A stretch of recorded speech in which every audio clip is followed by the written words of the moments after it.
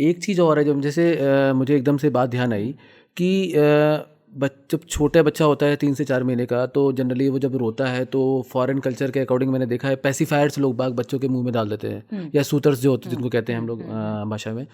तो क्या कहीं उसका मेंटल मतलब स्टेटस पे बच्चे के आगे फ्यूचर में मतलब दिक्कत करता है? बच्चा ज़्यादा उसको यूज़ कर रहा है अगर पेसिफायर को साइलेंट होने के लिए अपने आप को, क्योंकि बच्चा रोता है तो रोने के साथ उसकी मदर या तो पेसिफायर खरीद के लाके उसको डाल दिया, वो शांत हो गया क्योंकि उसको शक करने में लगा हुआ है। तो क्या उसके एडवर्स इफेक्ट हैं आगे? यस 100% है, 100% है।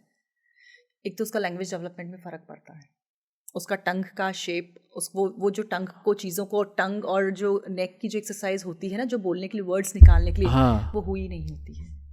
Okay. सिर्फ सकिंग चीज़ें चली गई। अब फिंगर सक करता है ना जो बच्चा, फिंगर सक या थम सक करता है, हाँ। उनमें थोड़ा सा डिले रहता है। अच्छा, क्या यही मतलब एक कारण है डिले ऑफ स्पीच का? बिल्कुल बिल्कुल ये है। ओके, तो उस केस के लिए फिर या तो पेसिफायर यूज ही ना करें?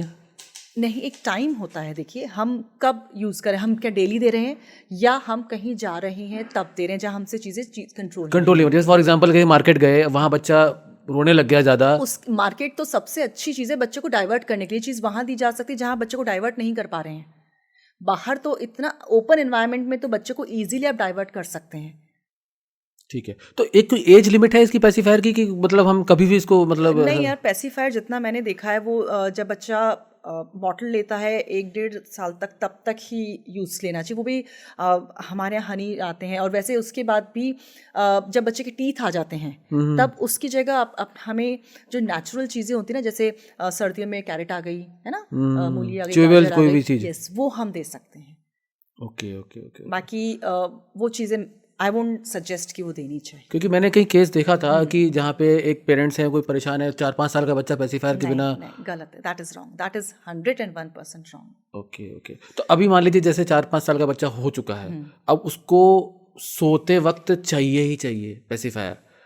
एक उसने साइकोलॉजी बना ली है बच्चे ने कि जब तक मैं उस पेसिफायर को मुंह में नहीं लूँगा मैं सोऊंगा ही नहीं, भले मुझे कितनी ही नींद आ रही हो। और वो बच्चा 4 से 5 साल के एज ग्रुप का है।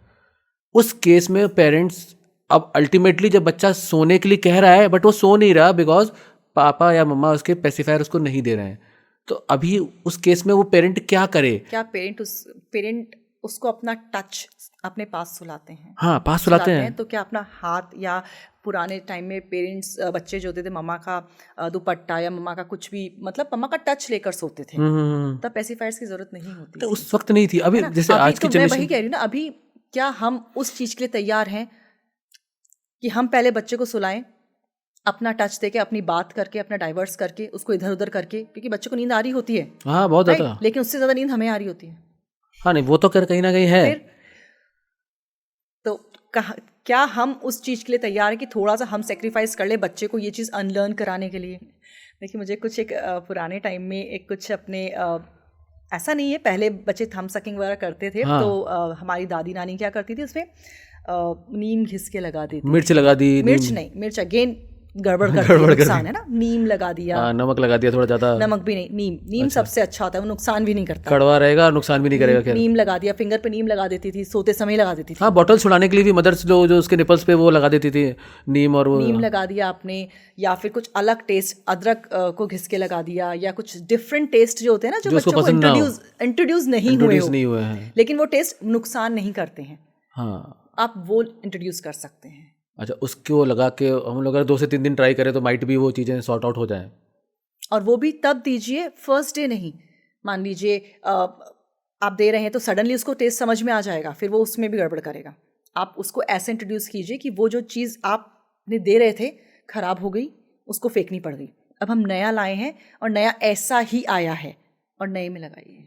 हाँ, ये एक पॉइंट है, क्योंकि उसको पता है कि जो ऑलरेडी पुरानी चीज थी उसका तो टेस्टलेस है वो। एग्जैक्टली। तो फिर वहां पे बच्चा इतना समझदार रिकॉग्नाइज कर लेगा कि हाँ कि आपने कुछ मिलाया है उसमें। यस, तो कह रहे ना हमें बताना पड़ेगा भाई हम तुम्हारे माँ बाप हैं। हम खुद भूल जाते हैं हम माँ बाप हैं।